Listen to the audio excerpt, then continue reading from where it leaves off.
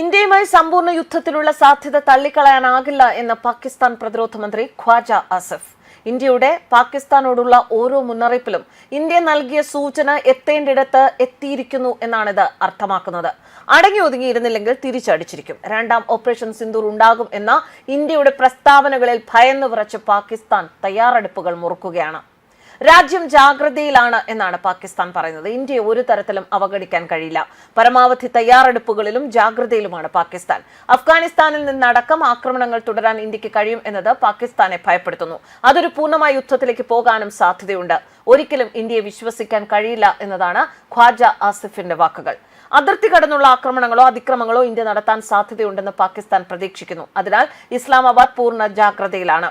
പാകിസ്ഥാനും അഫ്ഗാനിസ്ഥാനും തങ്ങളുടെ പ്രശ്നങ്ങൾ പരിഹരിക്കുന്നത് ഇന്ത്യ ആഗ്രഹിക്കുന്നില്ല എന്നും അദ്ദേഹം കൂട്ടിച്ചേർത്തു.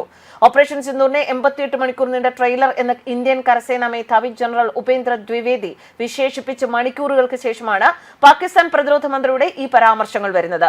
ഏതെങ്കിലും തരത്തിലുള്ള പ്രകോപനത്തിന് ഇസ്ലാമാബാദ് ശ്രമിച്ചാൽ അതിശക്തമായ തിരിച്ചടി നേരിടേണ്ടി വരുമെന്നും കരസേനാ മേധാവി മുന്നറിയിപ്പ് നൽകിയിരുന്നു.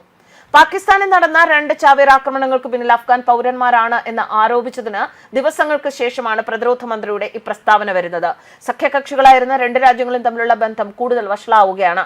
രാജ്യത്തെ ആക്രമിക്കുന്ന ഇസ്ലാമിക തീവ്രവാദികളെ അഫ്ഗാനിലെ താലിബാൻ ഭരണകൂടം പിന്തുണയ്ക്കുന്നു എന്ന ആരോപണവും പാകിസ്ഥാൻ ആവർത്തിക്കുന്നു. കഴിഞ്ഞ ആഴ്ച ഇസ്ലാമാബാദിലെ ഒരു കോടതിക്ക് പുറത്ത് പോലീസ് പട്രോളിംഗ് സംഘത്തിന് സമീപം ഒരു ചാവേർ സ്വയം പൊട്ടിത്തെറിച്ച് 12 പേർ കൊല്ലപ്പെടുകയും 27 പേർക്ക് പരിക്കേൽക്കുകയും ചെയ്തിരുന്നു. ഇസ്ലാമാബാദിലെ മാരകമായ ചാവേർ ആക്രമണം രാജ്യത്തിന് മുന്നറിയിപ്പാണ് എന്നാണ് ആസിഫിന്റെ വാക്കുകൾ. ഇപ്പോൾ പാകിസ്ഥാൻ യുദ്ധസമാനമായ സാഹചര്യത്തിലാണെന്നും അദ്ദേഹം പറഞ്ഞു. ആക്രമണങ്ങൾക്ക് പിന്നിൽ ഇന്ത്യയാണെന്ന് പാകിസ്ഥാൻ പ്രധാനമന്ത്രി ഷഹബാസ് ഷെരീഫും ആരോപിച്ചിട്ടുണ്ട്. ഇന്ത്യൻ പിന്തുണയുള്ള ഭീകര സംഘടനകൾ എന്നായിരുന്നു അദ്ദേഹത്തിന്റെ പരാമർശം. അതേസമയം സ്വന്തം പ്രശ്നങ്ങളിൽ നിന്ന് ശ്രദ്ധ തിരിക്കാൻ ഇന്ത്യക്കെതിരെ വ്യാജ കഥകൾ മെനയുന്നു. പാകിസ്ഥാന്റെ തന്ത്രമാണിത് എന്ന് ഇന്ത്യയുടെ പ്രതികരണം വന്നിരിക്കുന്നു. പാകിസ്ഥാന്റെ ഭാഗത്തു നിന്നും ഇത്തരമൊരു നീക്കം പ്രതീക്ഷിച്ചിരുന്നു എന്ന് പറഞ്ഞാണ് ഷെരീഫിന്റെ പരാമർശത്തോട് ഇന്ത്യ പ്രതികരിച്ചത്. പാക് പ്രധാനമന്ത്രിയുടെ ആരോപണത്തെ നിരാശാജനകമായ വഴിതിരിച്ചുവിടൽ തന്ത്രം എന്നാണ് ഇന്ത്യ വിശേഷിപ്പിച്ചത്.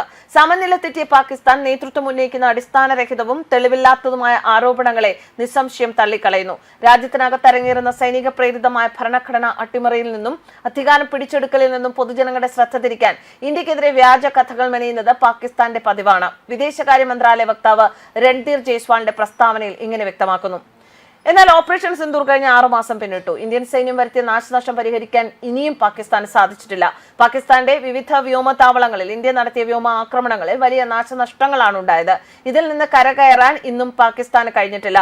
പാകിസ്ഥാന്റെ ഒരു പ്രധാന വ്യോമത്താവളമായ നൂർഖാൻ എയർബേസിൽ ഇപ്പോഴും അറ്റകുറ്റപ്പണികൾ നടക്കുന്നുണ്ട് എന്നാണ് പുറത്തുവരുന്ന റിപ്പോർട്ട്. യുദ്ധത്തിൽ പാകിസ്ഥാന് വലിയ നാശനഷ്ടം ഉണ്ടായില്ല എന്ന റിപ്പോർട്ടുകളെയാണ് ഇത് പൊളിക്കുന്നത്. നൂർഖാൻ എയർബേസിൽ പുതിയ പദ്ധതികളും പാകിസ്ഥാൻ ലക്ഷ്യമിടുന്നുണ്ട് എന്നാണ് ഉപഗ്രഹ ചിത്രങ്ങൾ ചൂണ്ടിക്കാട്ടി പ്രമുഖ റിപ്പോർട്ടർ ഡാമിയൻ സൈമൺ പറയുന്നത്.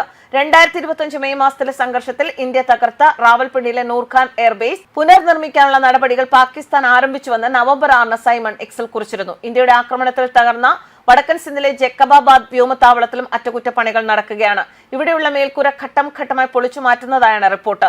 ഇതിന്റെ ചിത്രങ്ങളും അദ്ദേഹം പങ്കുവച്ചിട്ടുണ്ട്.